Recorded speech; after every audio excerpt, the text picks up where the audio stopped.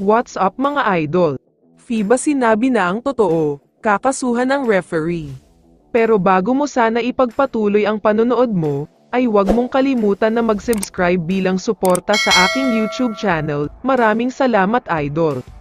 Isang breaking news lang muna tayo sandali tungkol sa Gilas superstar na si Kai Sotto, dahil naglabas ng balita ang isang sports insider na si Snow Badwa, at sinabi nga niya na magpapadraft na daw si Sotto sa PBA next year. Sunod-sunod na kasi ang mga magagaling na players na bumalik sa bansa para maglaro sa PBA, dahil karamihan sa kanila ay wala nang natanggap na offer. Gumanda na din ang Gilas program kaya lahat ay gustong makasali sa Gilas pool. Sa tingin ko naman, dapat na talagang makapag-ipon ng mga draft picks ang mga teams para sa PBA draft next year, dahil maliban kay Kai Sotto, posible na din magpa-draft si Dwight Ramos, Carl Tamayo at marami pang superstar. Samantala, lumipat na tayo agad sa usapan tungkol sa Gilas Pilipinas, dahil mukhang road to Paris Olympics na talaga ang ating mga kababayan, matapos maglabas ng balita ang mga source tungkol sa desisyon ng FIBA. Ayon kasi sa mga post, papayagan daw ng FIBA na makasama at makasali ang Gilas Pilipinas sa Paris Olympics bilang kapalit ng Brazil, dahil sa isang bagay na nasaksihan nila sa naging semifinals battle ng Gilas Pilipinas at Brazil.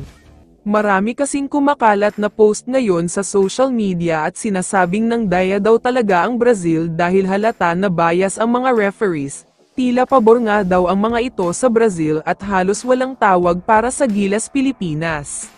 Kailan lang ay nagpa-interview si Coach Tim at naglabas ng sama ng loob, hindi naman sa gumagawa daw siya ng excuses pero ang mga referees daw ay tila walang nakikita, hinahayaan lang nila na banggain ng Brazil si Brownlee.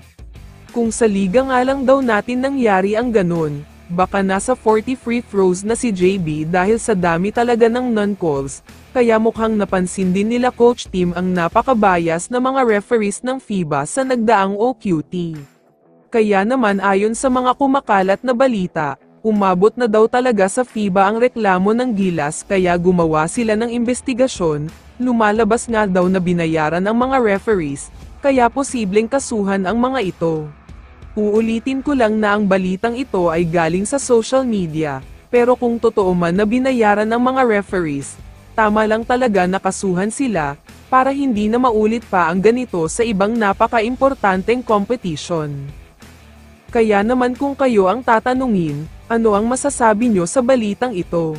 I-comment mo naman ang sagot mo sa tanong na ito. So dito na nagtatapos ang video na ito. Maraming salamat sa pagsuporta at panonood mga idol. Ingat at bye-bye.